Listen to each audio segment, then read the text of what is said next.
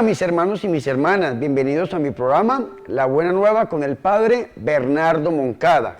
Hoy es miércoles 9 de enero y yo los invito a que escuchemos La Buena Nueva.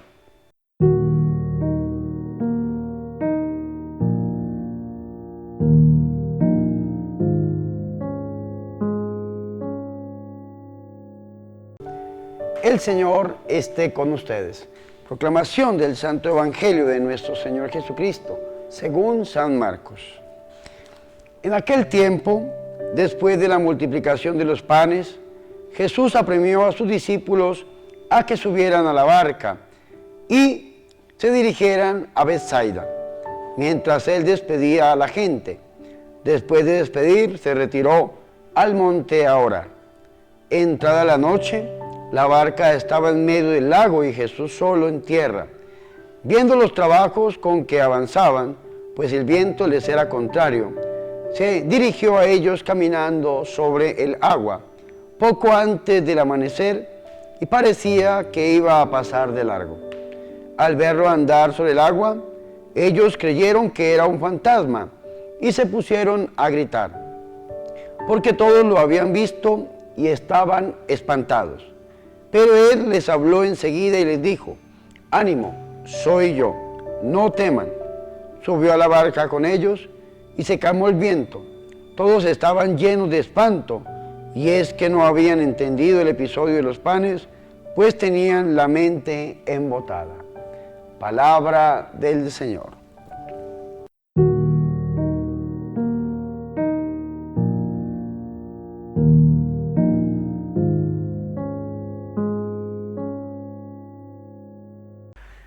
Hermanos y hermanas, qué alegría es escuchar la buena nueva, el Evangelio, la palabra de Dios, para hoy miércoles 9 de enero de este año 2019.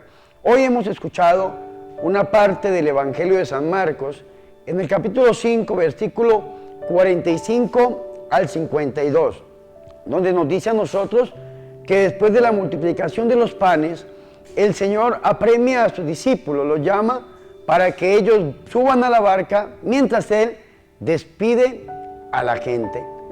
El Señor Jesucristo, escúcheme muy bien, había permitido antes que sus discípulos despidieran a la gente. Algunos biblistas dicen que probablemente por cuidarle la humildad, y esto yo creo que es como el primer mensaje que podemos encontrar en esta perícopa. Dios nos pide a nosotros que cuidemos la humildad. El Señor apremia, llama a sus discípulos para que ellos suban a la barca mientras Él, en esta ocasión, despide a la gente.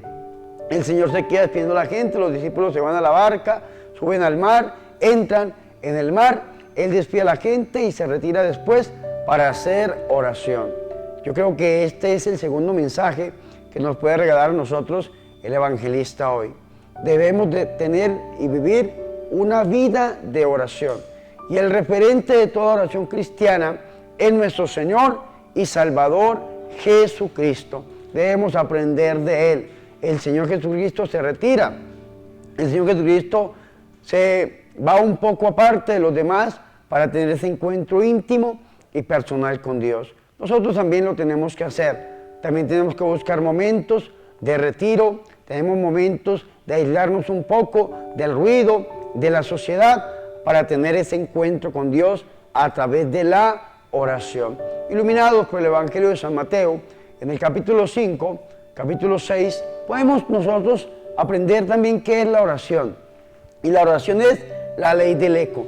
El Señor dice: cuando vayan a orar, entren a su cuarto y oren. Eco, entra, cuarto, oren. Es decir, aislarnos. Y después de que ustedes cierren la puerta, dice el Señor: hable su Padre en lo secreto, que su Padre que lo escucha en lo secreto, lo recompensará en lo público. Cuando nosotros nos damos cuenta de que tenemos una buena relación con Dios en lo íntimo, cuando lo público está bien. Estando bien no significa que no hayan problemas ni dificultades. No, la persecución es propia del reino, del evangelio, y podemos tener miles de dificultades y miles de problemas. Hablamos de que las cosas están bien cuando verdaderamente Dios está con nosotros. Pueden que nos aprieten, pero no nos ahorcan. Pueden que tal vez nos pongan el pie encima, pero no nos aplastan. Cuando las cosas están bien, cuando en lo público, cuando están bien en lo íntimo, en lo interior. El Señor Jesucristo nos muestra eso. Él se aísla un poco, se va a orar y pasa toda la noche orando o parte de la noche en oración. Y el Señor pone sus ojos en los apóstoles, en los discípulos que estaban enfrentándose contra esta mar, contra esta tempestad, que estaba un poco el mar en contra, y dice que el Señor, ya llegando la madrugada, hacia la tercera hora de la noche, lo más oscuro que puede estar, el Señor camina sobre el agua, el Señor camina sobre el mar. Y esto es otra enseñanza que podemos sacar nosotros de esta parte. ¿Qué es caminar sobre el agua? ¿Qué es caminar sobre el mar? En la Biblia el mar es símbolo del mal. Cuando el Señor camina sobre el mar, está caminando sobre el mal. En este caso, el mar es aquello que no deja que avancen los discípulos hacia donde el Señor Jesucristo les había indicado, hacia la otra orilla.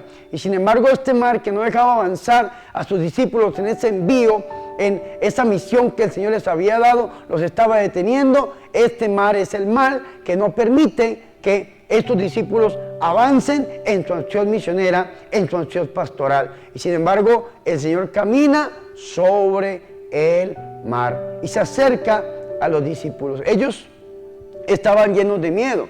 Y esta es otra enseñanza que nos deja a nosotros el evangelista. Cuando nosotros le permitimos al miedo que entre en nuestra vida, podemos desvirtuar la realidad. En la Biblia encontramos 365 veces la expresión no tengan miedo.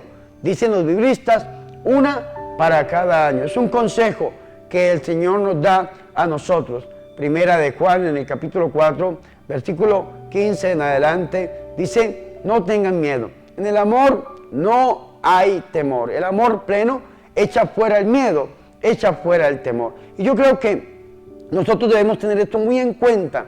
El Señor Jesucristo que va caminando sobre el agua hacia los discípulos que están en la barca es símbolo de la Iglesia Católica, los discípulos son enviados por Jesús, el mar es símbolo del mal, vemos a la iglesia estrellada en contra del mismo mal, el Señor Jesucristo va viniendo hacia ellos y ellos están llenos de miedo. Y al llenarse de miedo no nos reconocen a Él. ¿Qué ven en ese momento los discípulos? Ven un fantasma. El Señor viene y ven un fantasma. ¿Por qué? Porque el miedo desvirtúa, porque el miedo acobarda y porque el miedo nos lleva a que nosotros veamos cosas donde no las hay.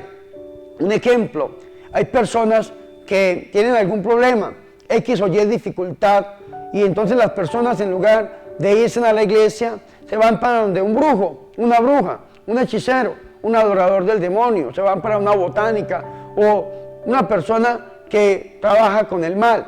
¿Y qué es lo primero que le dice esta persona? Le dice, vean, a usted le están trabajando, a usted le están enterrando, a usted le están haciendo brujería, le están haciendo magia, y usted tiene que hacer esto y esto y esto y esto y esto y esto para que usted pueda superar eso. Y la que le está haciendo esto, dicen, es un familiar, su suegra, su cuñada, su hermana, su tío, y entonces confrontan la familia y ponen a uno en contra del otro. Yo conocí en estos días el testimonio de una persona que, llena de miedo por algo que estaba sucediendo, acudió a una botánica, a una casa de magia, de brujería, y este brujo lo que hizo fue enfrentar la familia.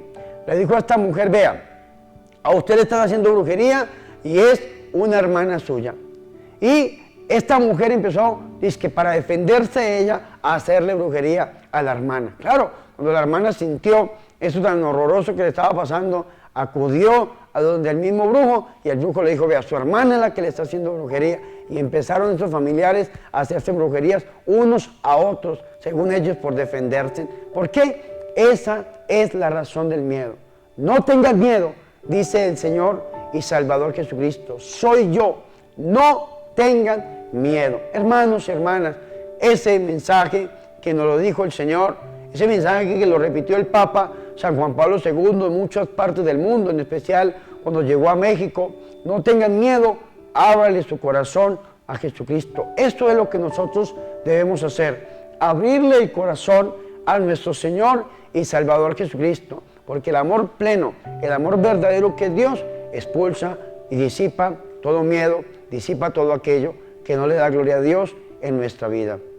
Y antes de dejarnos invadir por el miedo y cometer grandes errores que cometemos siempre, debemos acudir a Él, acudir a Dios, permitirle al Señor que nos deje estar en esa barca, pero que Él esté presente. La barca, se lo repito, es símbolo, es una tipología de la Iglesia Católica, y el Señor Jesucristo, cuando está en la barca, cuando el Señor Jesucristo llega a ese lugar, todo se calma, todo se disipa, y los discípulos pues reconocen al Señor. En este caso los discípulos, dice el evangelista, tenían la mente embotada, no habían entendido aún el milagro de la multiplicación de los panes, tenían la mente embotada. Sin embargo, el Señor está presente. Pidámosle al Señor como última enseñanza que sea el Dios, el Rey, el Señor en nuestra vida. Entreguémosle nuestra mente. Romanos capítulo 12, versículo 2 dice: cambien su manera de pensar para que cambie su manera de vivir. Y si nuestra mente está embotada, estamos tan llenos de tantas cosas, hoy pidámosle a Dios a través del corazón inmaculado de la Santísima y de la Purísima Virgen María, que nosotros podamos reconocerlo a Él presente en nuestra vida y que nosotros podamos entregarle todo nuestro ser, todo nuestro existir, que podamos renunciar a todo aquello que no le da gloria a Dios y aceptarlo a Él como nuestro Señor y como nuestro Salvador personal. Amén.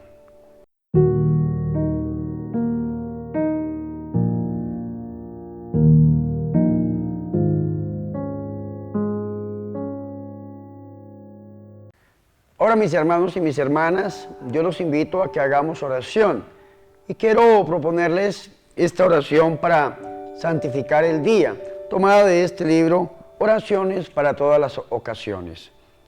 Oración para santificar el día. Aunque sea brevemente, que tu primer pensamiento del día sea para Dios, nuestro Padre. Puedes hacer una oración con tus propias palabras, o también servirte de alguna fórmula como la siguiente. Señor Dios omnipotente, que nos has hecho llegar al comienzo de este día, fortalécenos hoy con tu poder, para que no caigamos en pecado alguno, sino que todos nuestros pensamientos, nuestras palabras y obras sean conforme a tu divina voluntad. Te lo pedimos por Jesucristo nuestro Señor. Amén.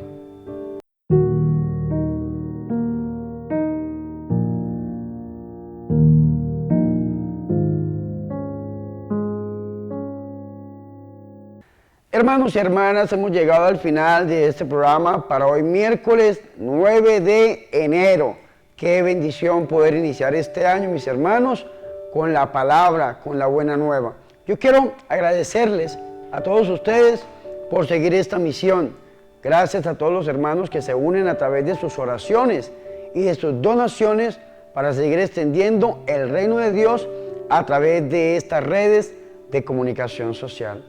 Yo me acojo a sus oraciones, les pido mucha oración también por mi salud y si Dios quiere, nos vemos este próximo fin de semana en New Jersey, en la comunidad de los misioneros de Jesús con el hermano Neil Vélez. Vamos a estar ahí sábado y domingo en este Congreso de Milagros. Y desde aquí yo quiero impartir sobre ustedes la bendición.